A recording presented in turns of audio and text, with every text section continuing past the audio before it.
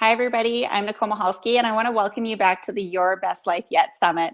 I am so excited to introduce you to today's guest, Dr. Joe Rubino, CEO of Center for Personal Reinvention.com, is acknowledged as one of the world's foremost experts on the topic of elevating self-esteem. He is a life-changing personal development and success coach on how to restore self-esteem, achieve business success, maximize joy and fulfillment in life and productivity. He's known for his groundbreaking work in personal development and leadership development, building effective teams, enhancing listening and communication skills, life and business coaching, and optimal life planning. His 12 best-selling books and audio programs are available in 23 languages and in 58 countries. So welcome, Dr. Rubino. It's so great to have you here. My pleasure, Nicole. Thanks for having me. Thank you. I've asked Joe here to really talk to us about self-esteem because I know myself, I've suffered from some self-esteem issues in the past, and I know many of our audience are also affected by that too. So I think it's a great topic to have on the summit, and so many people suffer from these kind of conditions and need to really learn the tools to overcome them. Well, for sure. So I want to start out, maybe could you share a little bit about your story and some of the challenges maybe that you faced on the way to success with our audience? Well, my story starts when I was 5 years old and I was bullied by some teenagers in the schoolyard. I got a concussion. They were tossing me around, hit my head on the concrete, and went home crying at 5. And I made up that I was small and insignificant and that people were mean and cruel and the world was a dangerous place. And I went through my life extremely introverted. I would cross the street, and when I would see people that I knew, put my head down, making off that I didn't see them. So as you can imagine, I soon developed a reputation for being quite the snob, but it wasn't because I thought I was better than others. It was just the opposite. I went into the profession of dentistry, which for me was very rewarding from society's perspective, but it wasn't a passion of mine. And I found myself at the age of 35, having practiced for 11 years at that time, with the question of, is this all there is? Am I going to have to do this for the rest of my life? Not really enjoying what I was doing. And as the universe will provide, I was introduced to personal development at that time. I took a year-long program, which ended up becoming a 10-year program, where I learned to reinvent my own self. And I've since learned to apply those same principles in my work to others. So now for the last 26 years, I've been supporting people to live their best lives based on a declaration, the qualities that we want to be known for, rather than the qualities that make up the identity that we think that we have. See, because from an early age, we make something up about ourselves and about others and about the world in general, typically that doesn't support us. And so that forms our identity. And we identify with that person that we think that we are, limitations and all. And so I'm here today to tell you that it's never too late for personal reinvention. It can happen like flipping a light switch, where you take on development, you step into the qualities you want to be known for. And I'm a good example of someone who went from being that extreme introvert to someone now who speaks before hundreds of thousands of people on a regular basis. And I couldn't do that without these principles and the exercises that we're going to be sharing with you today. That's an amazing story. And I really like how you brought up the misconceptions that people have, especially for people that are shy and introverted. I know that's exactly how I started out. And I had the same labels attached to me too, because I could not make eye contact when I was little. And I would definitely do my best to avoid everybody. And everybody thought I was rude and just didn't want to be a part of whatever was going on. But that wasn't the case at all. It was just, I was terrified to actually interact with anybody. So that's what I did to avoid it. But so many people just don't understand what's going on there. So I'm glad that you talked about that right away. We all interact with pictures of how we see the world. And when we can possess empathy for what it's like in the other person's world, what is it like for someone to say and to do the things that they do, we can understand them better and realize that it's not personal. And we take so much of it personal. We become easily invalidated. We become easily offended. And when we realize that people are just trying to survive in what they perceive to be a hard world, a cruel world, a world of scarcity, whatever their perception is, then we can not be at the effect of bad behavior. We can not be at the effect of the things that they say and do to us, because it's really not to us. They just did it and we happen to be there. And we oftentimes are at the brunt of their words and their deeds when we need not be. That's so true. And just like really trying to look at the situation through their perspective, not just your own, and really have that empathy for them will go a long way. So as the author of the self-esteem book, The Ultimate Guide to Boosting the Most Important Ingredients for Success and Happiness in Life, you're really passionate about championing to elevate people's self-esteem. Why is this so important to you? And how does low self-esteem typically affect business people? And how is it really that pervasive? Well, through the 26 years of work that I've done in this field, through my research and personal one-on-one coaching with thousands of people and speaking with hundreds of thousands of people, what I've come to determine is that, conservatively speaking, at least 85% of the world's population suffers from diminished self-esteem in one or more areas of life. And that translates into seeing our future as dimmed, thinking that we're flawed, unlovable, not good enough, incapable of having abundance, rich relationships, fulfilling work, fun, all the things that we all want in life. And so we go through life resigned and apathetic to a large extent, settling for less. And before we know it, we just come to the assumption that that's just the way we are. That's just the way others are. That's just the way the world is. And there's nothing we can do about it. And of course, that's the lie. So when we come to the realization that we have the ability to elevate our self-esteem by seeing our future as so inevitably bright that we become self-motivated to do the things that will bring about that bright future on purpose, then we become empowered. And we start doing the things that create a self-fulfilling prophecy, just like the self-fulfilling prophecy that we created initially that brought about all of the things that we didn't want. You know, the broken relationships, the lacking abundance, the settling for less when it comes to work and friends and family and people that we're attracting into our lives. So how does this affect the typical business person? It affects the typical business person in one of two ways. Either that person will settle for less and become resigned to jobs that are beneath them, a level of income that doesn't satisfy them, relationships with people that really don't serve them, but they think that they're not worthy of holding themselves in such high regard that they can attract the type of people that they enjoy being with. Or it also can have them be on that treadmill of trying to always prove that they're good enough, trying to always show others that they are smart enough, that they are capable and competent, that they are worthy when they think deep down that they're not. So there's no peace in that scenario. So they either hide out and decide that what's the use, why even try, or they do just the opposite.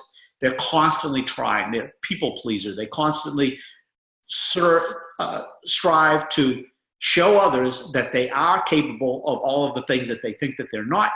But then, of course, it's like climbing a ladder that reaches out into the clouds.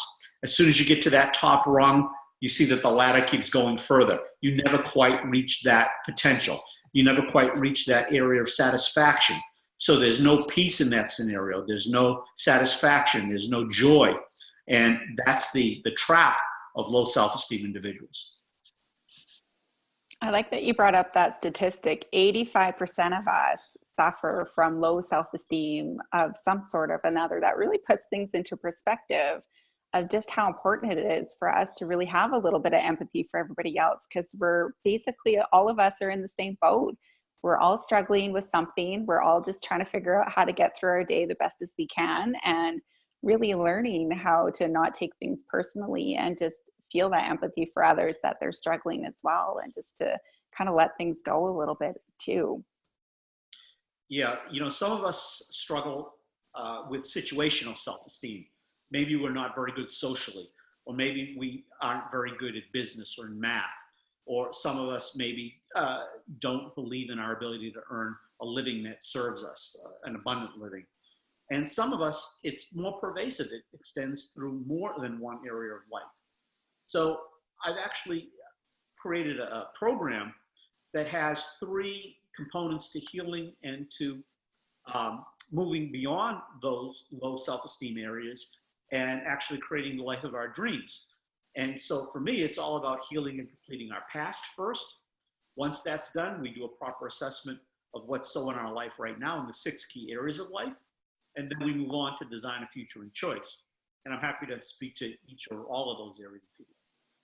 That would be great. That leads right into my next question. So if you just want to expand on that, on those 3 steps and how we can build a better self-esteem system for ourselves, that would be great.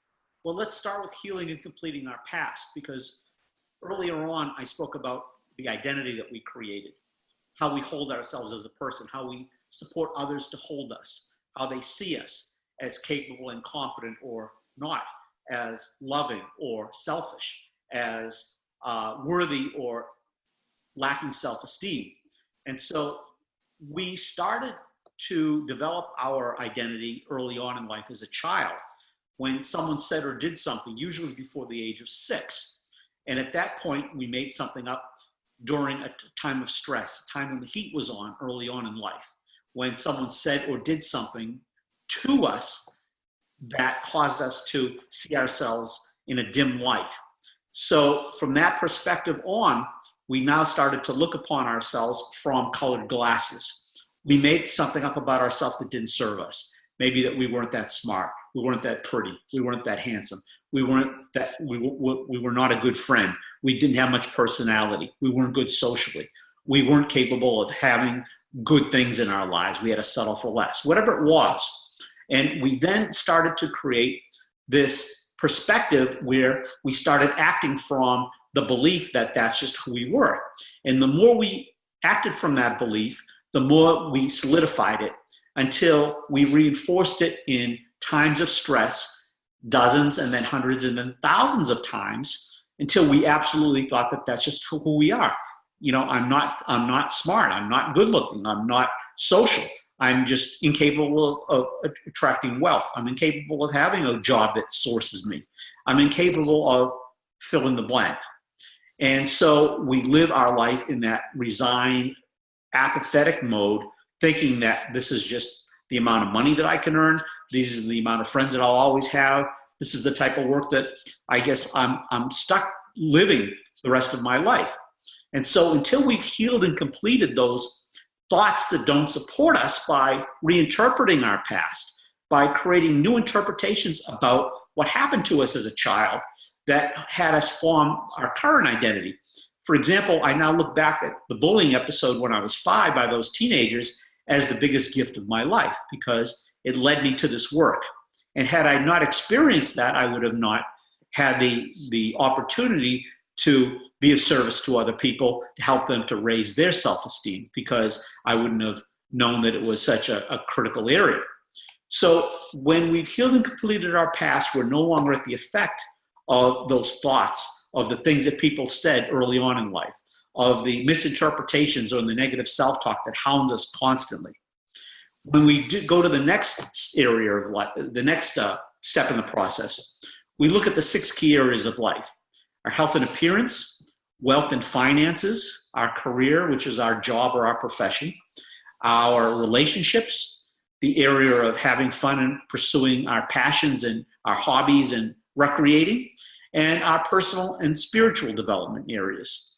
And in those areas, we can rate them 1 to 10, with 10 being we're living the dream, 1 being we haven't a clue as to how to be most abundant or have friends or interact socially, or we're in poor health and we don't like our appearance. So when we can do that proper assessment, we can look at what's missing that if put into place would support us to now live a better life, to live a life more optimally, a life that's joyful and fulfilling. When we go to the third part of the process, which is designing our dream life, it starts with identifying our life purpose, that thing that gives us the most joy, the most passion in life. Our life purpose need not be complicated. It could be about being of service to people. It could be about showing love. It could be being a teacher or a champion of a certain group, be it the elderly or women or pets or whatever. It could be about creating structures for people, about inspiring people, which I declare to be my life purpose. So our life purpose kind of forms the umbrella upon which we now can design our life and choice. And that design starts with a vision for every aspect of our life. Those 6 key areas that I mentioned, the qualities that we want to be known for, the things that we'll do on a typical day at work and a typical day at play, the things that we'll have in our life, from the people that we'll attract in our intimate circle of our special significant other, our friends, our neighbors, where we'll live, the things that we'll do for fun, will we travel, what kind of toys will we have in our life, and of course, who will we contribute to? Because any vision that's only about ourselves is self-serving and won't inspire anyone. So when we get clarity around that vision, we can write it out in first person present tense as if it's already transpiring. So not I will, but I am. I am living the dream.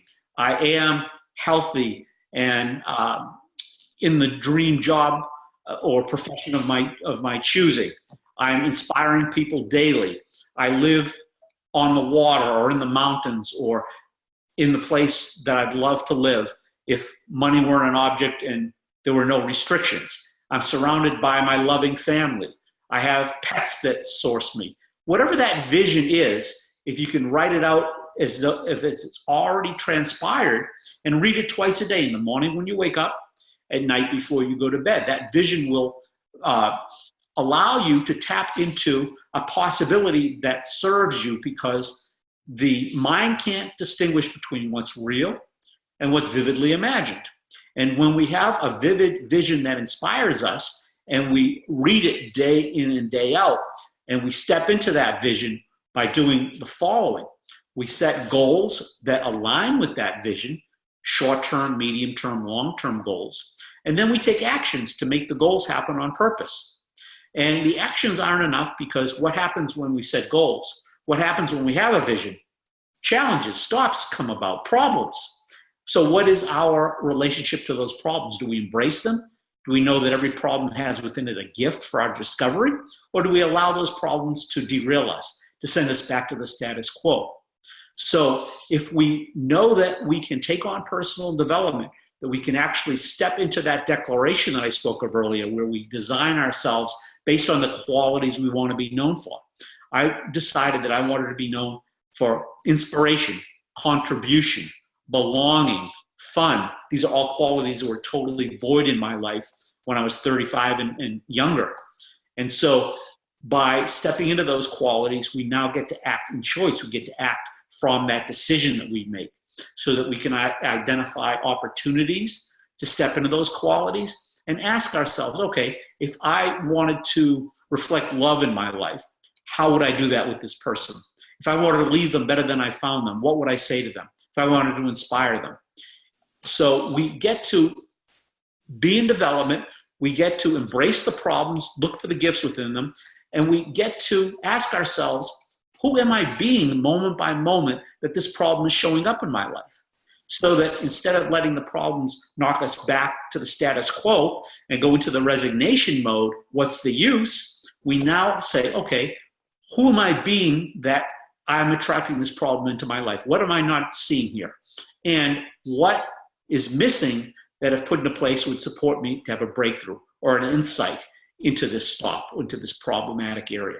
So when we take on life that way, where our past is no longer hounding us, we're managing the negative self-talk on a regular basis, we're creating positive interpretations as we go, we've done a proper inventory of our present status so we know the areas that we need to work on, and we've created that, we've declared our life purpose, we've created that vision that sources us. And here's the most important thing that is really the definition of success. We are enjoying the process of life. Because if you're not enjoying the process, you're just getting through, you're going through the motions, you're not learning and growing and experiencing, you're not coming from the interpretation that it's all good and it's all there to serve you, but you're resigned to the fact that you have to get through it. And so your energy is off, and you're going to attract people whose energy is consistent with yours. So if you want to be happy, but you're always miserable, you're always angry, you're sad, or you're afraid, what do you think you're going to attract into your life? You're going to attract people, opportunities, situations that are consistent with your energy. So I've given you a long answer to that question, but it's really important to have that overview where not only is it critical that we're not at the effect of the things that we made up that don't support us, but we're empowered now to create the dream life that we're all capable of. I think that's a great explanation and tools to really clean up everything that we've been going through so far in our life. And I like how you brought up that, we have a choice that we can go back and look at the situations that happened that were not very good and that we made up all those stories about. And really, we have the power to change those, that we can look for the positive inside those and rewrite that story so that we can take it as something that we learned and grew from to carry on with our life and really do better. I love that. And you also talked about, identifying our purpose. Can you give us an example on how maybe we could start to look at identifying our purpose? Because I know a lot of people struggle with that. Well, the first question would be, what are you known for? What do you love to do? What good qualities do people associate with you when they think about you? And maybe you can't think of any. So if you're having trouble there, ask yourself, who do you admire in the world? If you could be someone else, who would you be and why would you be them? So you're looking at who you respect, who you emulate, who you could identify with, and why. Because when you identify the qualities that are worth stepping into, you now can embrace those qualities. You can actually step into them. So that if you were to live 300 or 400 years and you could do something for those 300 or 400 years that you'd never get tired of, you'd always be empowered because it's something that sources you, that serves you, that nourishes you, that you love doing. What would that be? When one of my coaches asked me that question, first, I didn't know what that would be because I was inspiring no one, including myself. And I realized that what if I could inspire myself first to inspire others, and I could live my life making everyone's day a little bit better than I found them, inspiring people to step into their magnificence. Could I ever get tired of that? And I said, no, I would never get tired of that. I could do that every day. And that's what I have been doing now for 26 years. So your life purpose is a function of the person that you would love to become, to the possibility that you could step into if you had the courage to play the master game, to play the game where you handle all of your petty concerns and you live large. You lived out of a possibility that was a courageous declaration, that was an existential act of courage, that you could actually become the person that you admired the most. And that's the challenge. I think that's a great question and beginning to start for anybody who's trying to figure out what their purpose is. Just look at the things that you really like to do, what you're known for. And if you can't find that in yourself, then look at what you like to look for in others, somebody that really inspires you, and just go from there. Yes. So let's talk about the negative self-talk that a lot of us have to deal with on a daily basis. How can we stop this noise in our head and really kind of move past that, even though we're surrounded by that? Well, the first step in that process is to recognize when it's negative self-talk. Many people confuse it with our intuition. Our intuition is always sourced in love, where our negative self-talk is sourced in fear. So it's in our head rather than in our heart. When we can identify the negative self-talk, and remember, our negative self-talk has two purposes. One, to keep us safe. So don't take that risk. Don't go to that party. Remember the last time you went to the party, you had a miserable time, nobody talked to you, you went home feeling like a jerk? Or don't take that job. That job, you took a job before and you went back to the old job because you couldn't handle it. Remember what a fool you felt like? So the negative self-talker is there to have us feel like we're protected, to not take unnecessary risks, to play safe and small, even though there's a huge cost in that. It also has the job of,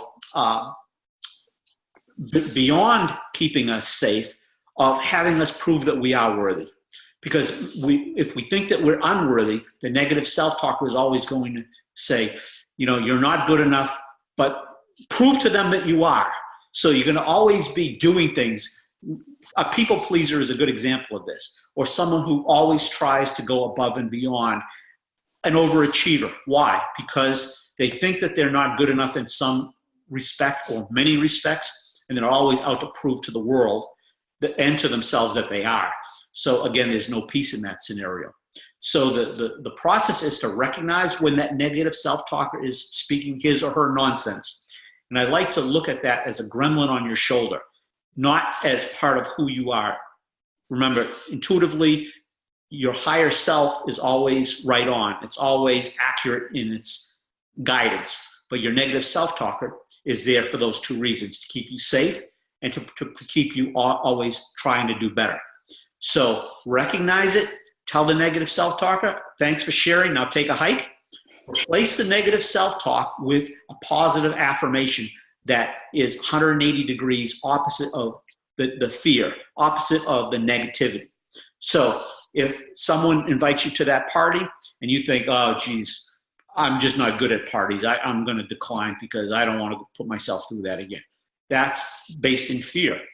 So what action can you take that will serve you? Yes, I'd love to go to the party. And when I go to the party, I'm going to meet somebody who's shyer than I am. I'm going to ask them all about themselves. I'm going to leave them better than I found them. I'm going to smile at them. I'm going to compliment them. I'm going to make their day. And I'm going to reinvent how I hold myself at parties. So that's the action that you can take. And being in development around who am I being that would be able to be accepted at a party, able to contribute to somebody else at a party, able to have fun at a party. So that's the research that you're going to be in. So you identify the negative thought, you take action, you manage it first, you decide what type of action you're going to take, and then you take some courageous step that will start to manage it for you so that you can now start to reinvent your personality in a way that serves you. I really like how you brought up our intuition, because I think a lot of people get stuck on the being able to differentiate between what negative self-talk is going on in our head and what's actually our intuition really trying to protect us. And that our negative self-talk is always going to be just in our head, and it's always going to be negative, where your intuition, you can really feel it in your heart. And it's always coming from a loving, positive stance, and really knowing the differences between those so that you can take action right away and correct those negative thoughts. I like how you really differentiated between that, because I know a lot of us get stuck on that, on how to just do that. Yeah, one of the secrets to managing your negative self-talk and living that upset-free life is actually to recognize the opportunity to create a new interpretation that serves you. Because we are interpretation machines. We're constantly creating negative interpretations about what people say and do, or about what happens to us. And so anytime you create an interpretation, you can ask yourself, does that serve me? Am I looking at this in a way that empowers me? Or if not, what's a new interpretation that I could take that moves my life forward, that makes me happy, that makes me fulfilled, that has me empowered to do something that's going to be in my best interest and the best interest of others. I like how all your action steps, they're very simple, and it's just practice catching yourself, having those thoughts, and then really having the tools to put in place the new, better, positive talks and just correcting it. And the more you do that, I find that the more your negative self-talk goes down, and those positive self-talk, that just becomes natural for you during the day too. But it just takes practice, and keep, replacing them with the positive affirmations and the things that you aspire to be. Yeah, it becomes a habit after 30 days. And beyond that, it becomes part of your new identity. So that's the key, to hold yourself in a new way. Because when you hold yourself in a new way, the actions that stem from that identity, the new identity that serves you, then it becomes easy. Then it becomes, at first it's a struggle, because when you hold yourself in a way that doesn't support you, every thought is a challenge. Every action that you take feels uncomfortable. the few friends that I had would constantly tell me I couldn't lead 3 people in silent prayer. So I remember I was at a personal development meeting, and the exercise was to stand up and to say our name and where we were from. And I stood up and I opened my mouth and nothing came out. And I sat down, humiliated. And that was my coming out party. That was the first step. And thanks to some great coaches that I had, I realized that it takes courage to reinvent yourself. And if you have a choice, you can act from your commitments or you can act from what's convenience. And when we do what's convenient, we stay stuck, we stay suffering, we stay doing the things that we've always done, getting us the things we've always had. But when we act from our new commitments, my commitment was to eventually inspire others, and I couldn't do that without speaking. So I had to learn to be comfortable at speaking. And the only way that I could become comfortable is by holding myself differently than I held myself initially. And so I'm sharing that because it applies to all of us. That when you hold yourself in a way that serves you, your actions flow fluently from however that is that you hold yourself. And when it's a strain and a struggle, in the beginning, be good at being bad until you get good at being good. So be okay with wherever you are in the process. Remember I said, enjoy the process of life. Embrace that process. Welcome problems. And when you are okay with that whole process, you'll realize that wherever you are is exactly where you need to be. It's all good. And so embrace it. Ask yourself, what am I committed to now? What actions will support that commitment? And what is it costing me to go back to the convenient actions that I've always taken in the past? And the more you do it, the more it becomes part of who you are.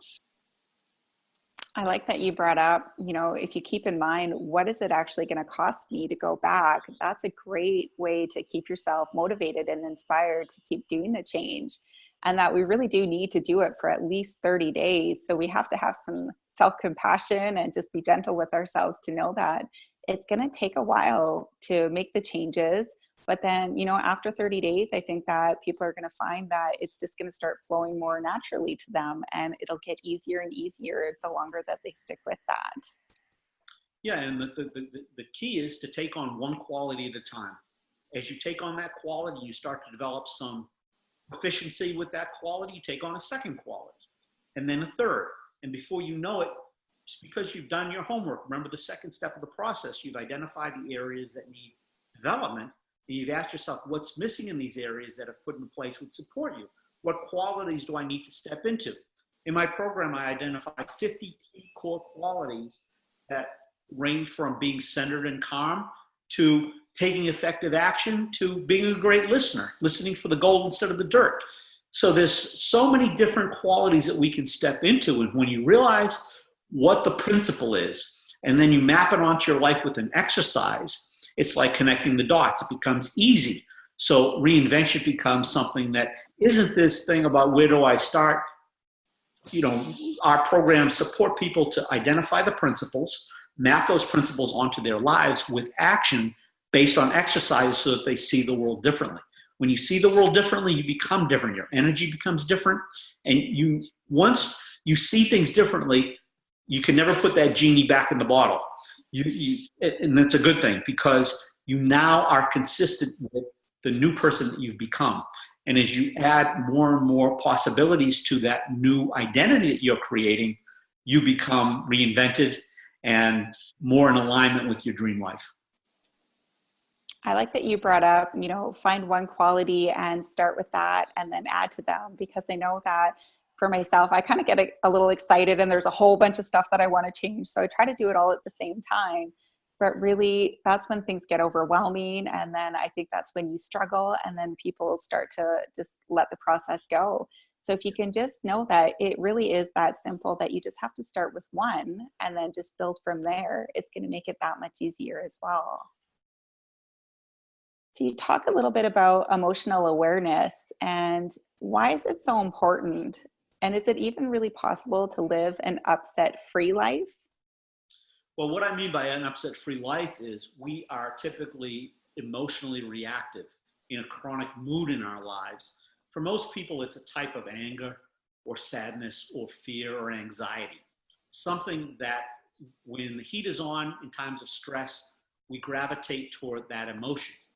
So yes, it's possible to live that upset-free life, but it takes recognizing when you're in the upset. It takes, here's the process.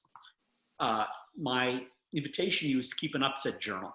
So you can now start to identify what emotional reactive mood runs you. If you can identify your emotional reactive state, you can see that you are like a heroin addict addicted to that mood. Most people, that mood is anger. If you look at the state of the world today, you'll see that most people are addicted to anger. Why? It makes them powerful in the moment. It allows them to dominate others and allows them to not be controlled by others.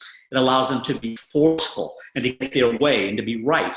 And we would rather be right than be happy many times, even though we want to be happy, but being right is so addictive. The second type of common emotional reactive mood is sadness. 350 million people are addicted to sadness. These are people who show signs of clinical depression, not because they like being sad, but because it's comfortable, it's familiar. They get to feel sorry for themselves. They get to have a little pity party. They get to evoke the sympathy of other people. They get to be victims. And they get to avoid responsibility for moving their lives forward in a way that serves them. So the third type is fear. 24% of women, 16% of men are addicted to fear. People that are always on the edge, worried or anxious, they are anxiety addicts, fear addicts. They will surround themselves with opportunities to be afraid, to worry, to constantly be anxious, not because they like it. Why? Because they have identified with that quality. And it, again, allows them to avoid responsibility for risking, for taking responsibility for moving their lives forward, for managing their fear and their anxiety in a way that serves them. So instead of managing that negative self-talk, it's easier to go with it. It's easier to be the victim. It's easier to feel sorry for yourself. It's easier to stay as the recluse or, the agoraphobic, the person who's constantly at the effect of what the world gives them. So the way to handle that is keep an upset journal. Write down what your predominant emotional reactive state is in the time of an upset. Then ask yourself, what did someone say or do that brought about my anger or sadness or fear or anxiety?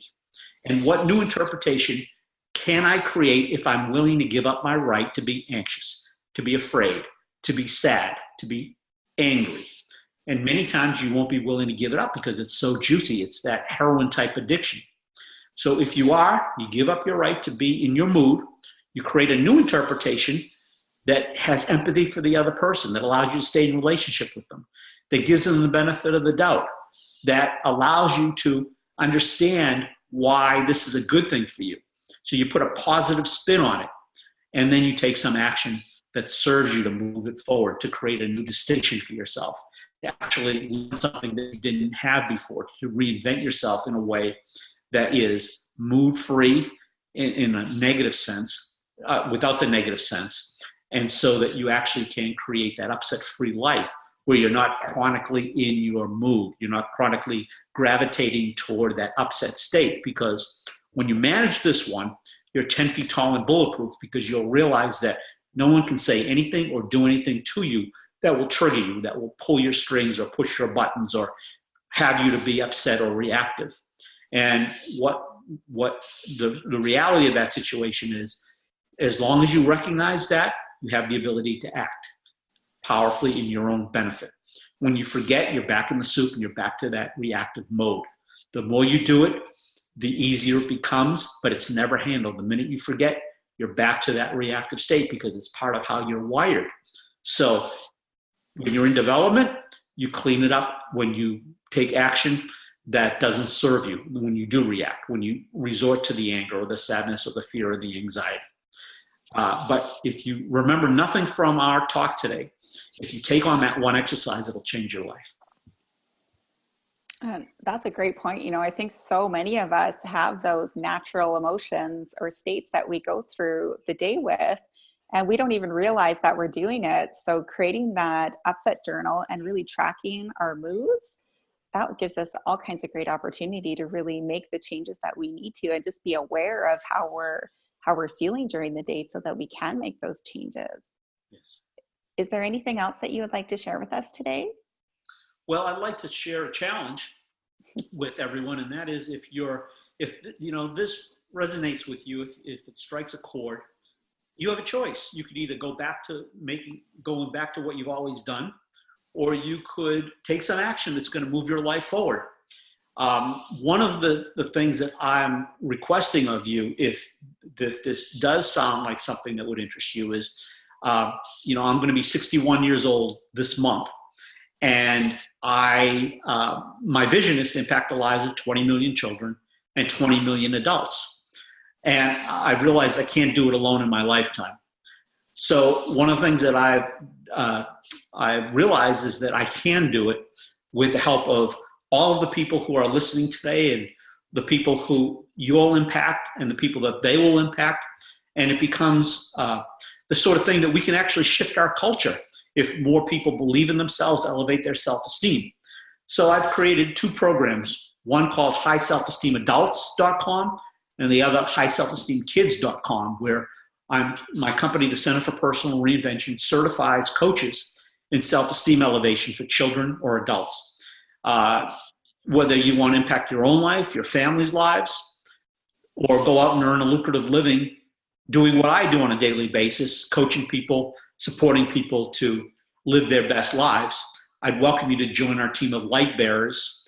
Check out those programs, High Self-Esteem Kids, highselfesteemadults.com, and join our team. So that's the challenge. And I know that you have a free gift for the audience that's available for download on your website. Do you want to share with them what that is? Sure. It starts with a 45-minute audio called 7 Steps to Soaring Self-Esteem.